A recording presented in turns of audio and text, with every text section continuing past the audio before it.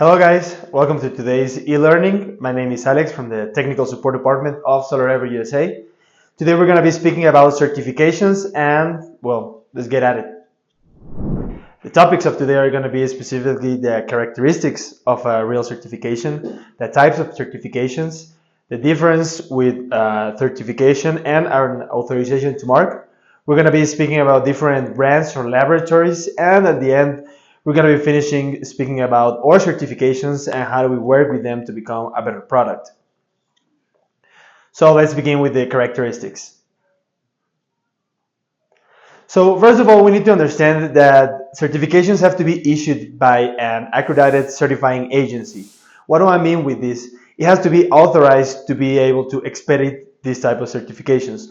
Not all the laboratories can do this type of work, so we have to keep an eye on it. Also, they are based on specific standards. These specific standards are the same in all of the laboratories, basically because they use the same number. We can understand this as an example, for example, the UL 61730. This certification is going to be expedited by all of the laboratories, always by the same name and by the same specific standard. They're going to be using the same tests with the same parameters always. Also, we need to understand why do we need these certifications. First of all, they're going to give us things like reliability, operations, practices, and a lot of trust in all the process that goes with manufacturing a solar module. They give reliability and trust to all the end customers to know that the product is tested under specific standards that is going to give us the product with the quality that we need, and that is going to give us the output, speaking about solar panels, that we're always going to be looking for. Also, speaking about other characteristics, I would also like to speak about credibility, because most of solar modules do say that they have different certifications, but we have to keep an eye on that they are true certifications and not just an authorization to mark. Okay, so let's check out this one as an example. This certificate, the laboratory is called TUV Nord, and we have to keep an eye on the most important parts of this certification so we can understand why is this a true certification and not an authorization to mark. First of all, we can see that there is an authorized lab in the label. In this case, it's going to be TUV Nord. Also, we can see that there is a validity time frame, and this is very special for all the certifications. Not all certifications are going to be forever. Some of them are going to be having a time frame. For example, in this one, we can see or read that is going to be from 2022 until 2027. Also, as I was saying already, the certification has to be based on a specific standard. In this case, the standard is going to be the IEC 61215 and the IEC 61730. So yeah, it is important to understand and to remember that one certification file can have different standards. Why do we want to do this? Because that way we can make our process faster whenever we're trying to get a certification. Also, we need to understand that all the certifications are based for a specific product. In this case, we can read on the top part of the presentation that the standard for which product is going to be for the crystalline silicon terrestrial photovoltaic module. We can see it in the top side of the presentation, and yeah, so basically it's going to be these 4 characteristics that we know that we need to understand that this certification is valid. I'm going to say it one more time. A specific laboratory, we got it. Validity from time to time, we also have it based on a specific standard, also, as I already said, 61215 as an example, and is based for a specific product, in this case, crystalline silicon terrestrial photovoltaic module.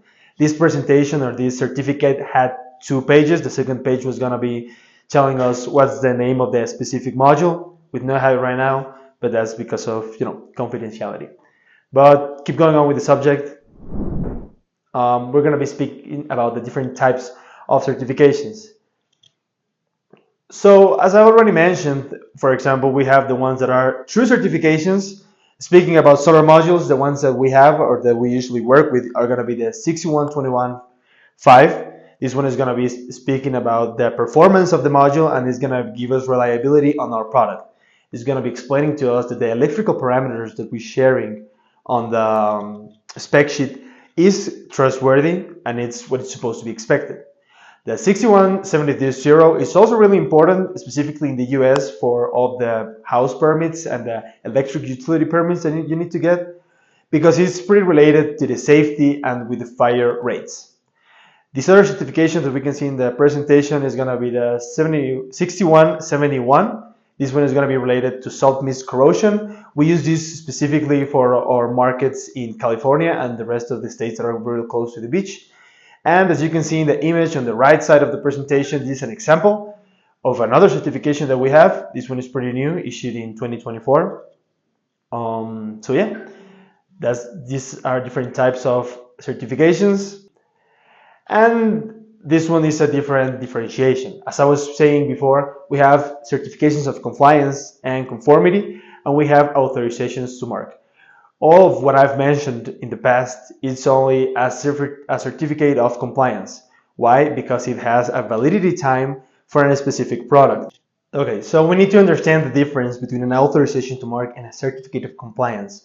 Authorizations to mark do not have a time lapse where we can see where it starts and where it's going to end. Authorizations to mark usually that are issued by states are by, well, basically forever. Also, in an authorization to mark, it's not very common that we ship the module to the laboratories. First of all, because they don't really have one. They're going to be asking us for our certificates of compliance that are authorized by a laboratory, for example, UL, as you can see in the presentation. If we use, as an example, the images that we have in the presentation, for example, let's speak about the California Energy Commission authorization to mark. What do we need to get these files? Well, our certificates of compliance issued by UL or whichever other laboratory that we have. And basically, it's going to be the same for the Florida SEC authorization to mark, or also the Puerto Rican authorization to mark that we also have. As you can see here, this is a certificate of compliance or conformity. As I was saying in the past, how do we know this is valid? We can read that it's issued by a specific laboratory. In this case, it's going to be Intertek. Also, there's a brand or a specific product that is going to be tested. In this case, it's going to be the Growatt microinverters, or no, I think these are just string inverters. And also we can see that it's issued by a specific standard. As you can see in this second page, we can see that that test is going to be according to the 1741.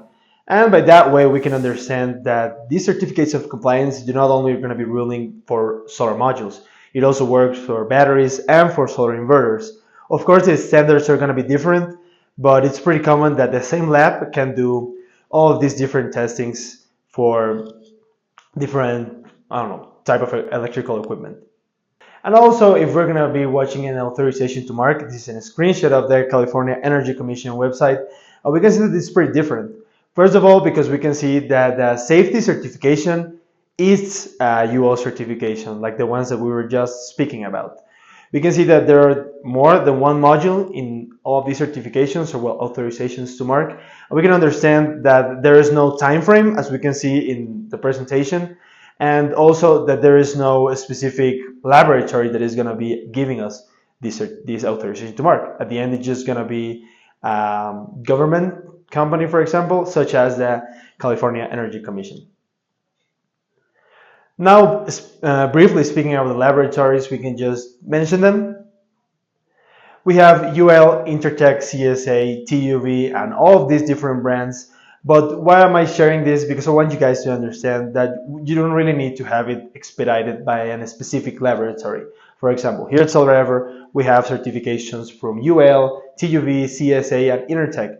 Sometimes they are the same standard, but we do it for different models. Why is this? Basically, it's just because the availability. If we know that Intertek can get it to us, faster than UL, we may go that route. It's just gonna always depend on what is more convenient for the manufacturer, such as us, SolarEver USA. Now, speaking about our certifications, this is really important. For example, looking at a screenshot of one of our spec sheets, we can see that we're gonna be having different brands of laboratories, as I've already explained. We can see TUV, California Energy Commission, UL, FIDE, that is one that we got in Mexico, and FSEC. And also in the lower part of this screenshot, we can see the exact names of the basic standards of why are we getting these certifications.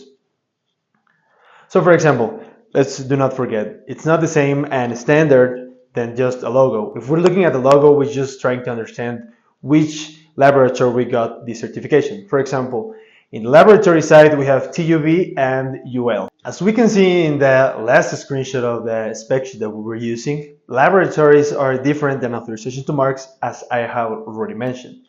In this case, we have the TUV and the UL logos in the presentation or in the screenshot of the spec sheet. Specifically because I want you guys to understand from this module which laboratories are involved. In this case, as I said, it's going to be TUV and UL. Now let's speak about being a little bit more specific about our certificates and why are we looking for them.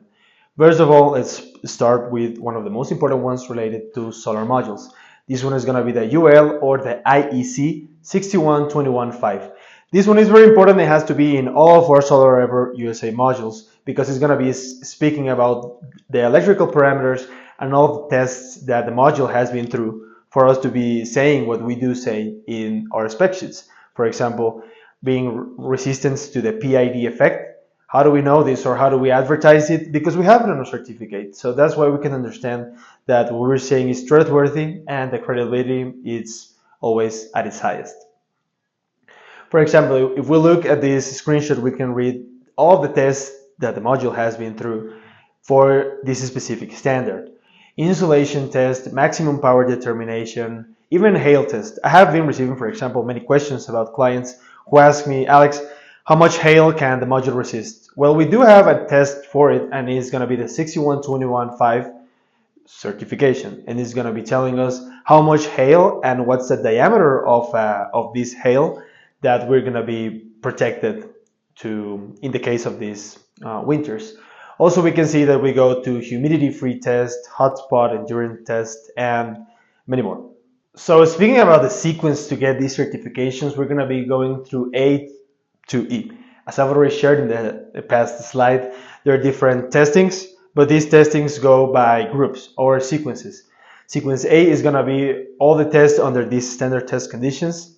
The part B is going to be related to the hotspots, and the C is going to be more related to humidity and thermal situations, where the UV light is going to be exposed in a bigger scale, and that way we can understand how is the module going to be behaving in these different situations.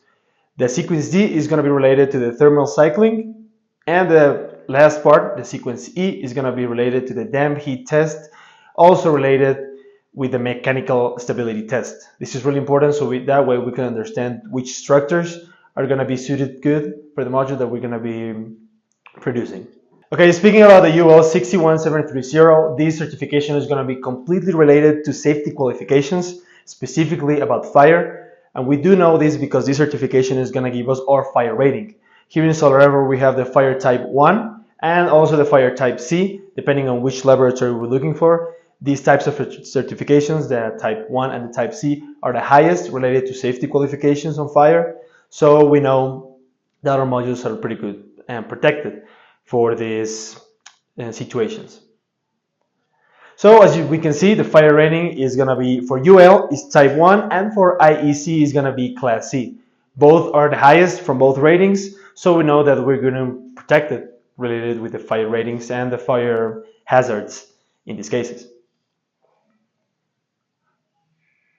So in this screenshot also for the same certification, we can see that it's going to be based in two parts, the UL 61730 part 1 and the part 2. The part 2 is going to be more related to the fire testing, and the part 1 is going to be more related about all of the protections inside of the module. And now speaking about the 6171, as I was saying before, this one is more related about salt mist corrosion. We should look out for it if we're installing a module, I don't know, in something very close to the sea, because salt mist corrosion is more present in these sea-close states. And in this case, SolarEver has a level 6. That means that the solar panel has can resist the most severe conditions of all of these levels. As you can see in this image, the severity is 6, so we're on the highest level. And on the image of below is the way that salt mist corrosion looks on real life in a module that is not really protected with it. So that's an example, not really ours. Okay, so now we got to speak about our authorizations to mark. We're going to be speaking about our FSCC and our CEC authorizations to mark. Many people do get confused and they think that these are certifications. We have already explained why these are not, but these are really important when the clients are trying to get their permits, specifically in Florida and specifically in California. As you can see on the lower side of this slide, there's a link where you can just check our certifications with FSCC. And for the California Energy Commission, it's basically the same. We just have to look at the website and look for Solar Ever USA, where we're going to be present. And well, most of our modules are going to be over there. So you can just look out for it whenever you're trying to get your electric utility permit or your housing permit related to, electricity. So I think basically that's it. Thank you for being in our first e-learning. See you soon.